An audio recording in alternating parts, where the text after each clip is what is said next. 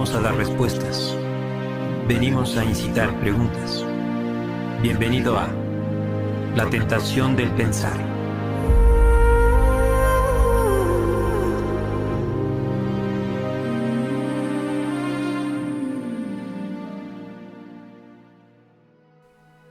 Bienvenidos a La Tentación del Pensar, el podcast donde cuestionamos todo, menos nuestras ganas de incomodar. Soy Black Phillip, su anfitrión, y hoy vamos a hablar de algo que a todos nos toca, aunque algunos se nieguen a admitirlo: el fanatismo. En el episodio anterior hablamos de las creencias. Hoy damos un paso más allá. Lo que ocurre cuando esas creencias dejan de ser ideas y se convierten en cadenas. Hoy hablamos del fanatismo, y no solo el religioso, el político, el ideológico, el deportivo, todos compartiendo la misma enfermedad cerebral. El fanatismo es lo que ocurre cuando una creencia deja de ser una idea para convertirse en una prisión, y tú eres su inquilino involuntario. El creyente puede dialogar, puede dudar, puede equivocarse. El fanático no. El fanático no escucha, grita, no piensa, repite, no argumenta, impone. Y lo hace con la sonrisa de quien cree estar haciendo lo correcto, mientras se prepara para arruinarlo todo.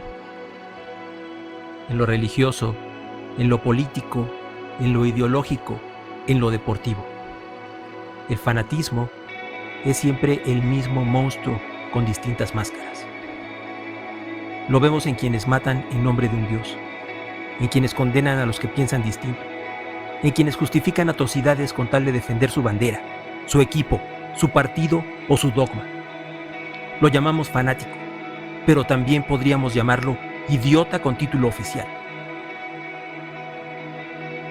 El fanático es incapaz de aceptar la diferencia, y no porque tenga demasiada seguridad en sus ideas, sino todo lo contrario, porque teme que, si se enfrenta a otras posturas, su frágil construcción se derrumbe como un castillo de naipes, o peor, como una historia de Instagram sin likes.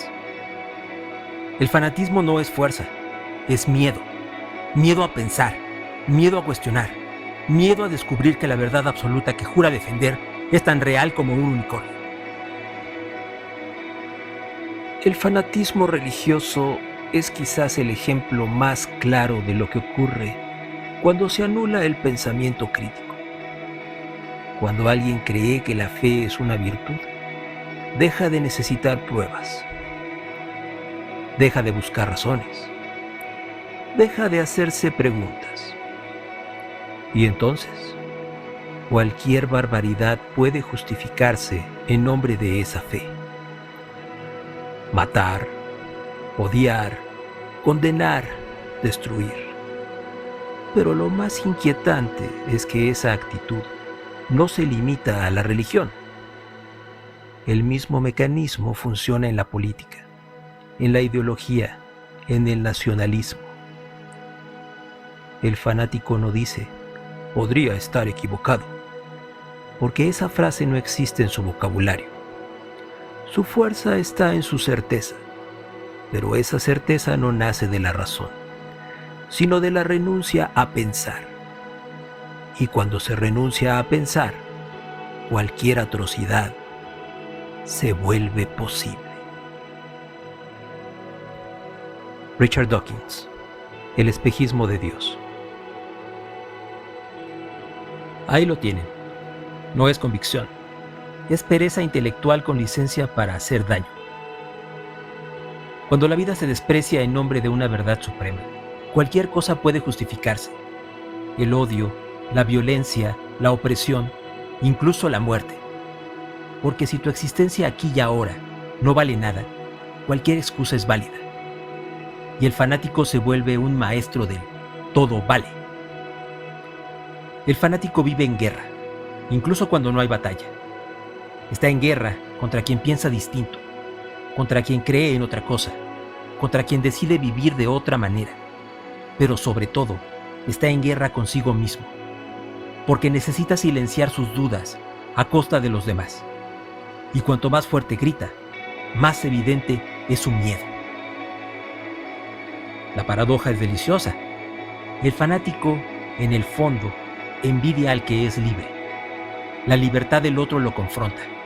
Le recuerda que la cárcel en la que vive es autoimpuesta, que los barrotes de su prisión no los construyó ningún dios, ningún líder, ninguna ideología, sino él mismo, con sus manos, con su miedo y con su renuncia a pensar. El fanatismo no se sostiene en razones, se sostiene en la repetición, en la obediencia ciega, en la incapacidad de aceptar que el mundo es diverso y complejo. Y aquí está el mayor peligro. Un fanático nunca quiere estar solo. Necesita arrastrar a otros a su misma cárcel. Necesita compañía, porque su fe absoluta se alimenta de la cantidad, de la masa y del aplauso sin sentido. El fanatismo convierte al individuo en rebaño. Y cuando la multitud deja de pensar, basta una sola voz que grite más alto, para llevarlos al precipicio con una sonrisa de suficiencia.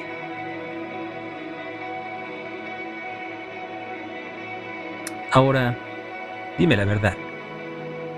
¿Qué te da más miedo? ¿Un fanático convencido de que posee la verdad absoluta?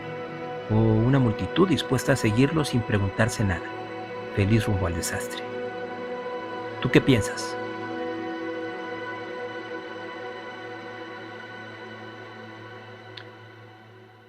Para concluir, el fanatismo seguirá existiendo mientras haya quienes prefieran certezas fáciles antes que preguntas incómodas.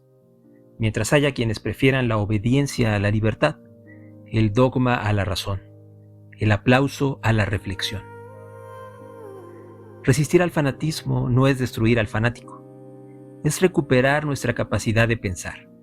Pensar aunque incomode, pensar aunque duela, pensar aunque nos deje solos. Porque en esa soledad está la verdadera libertad. No ser rebaño, no repetir como loro, no vivir bajo el grito de otros. El fanático entrega su mente. El libre, en cambio, se atreve a usarla. Y esa, quizá, sea la diferencia más grande de todas. Como nota final, cuestiona todo lo que te digo. Saca tus propias conclusiones. Lee, investiga, piensa. Gracias por escuchar. Espero que te haya incomodado un poco. Hasta la próxima en La Tentación del Pensar.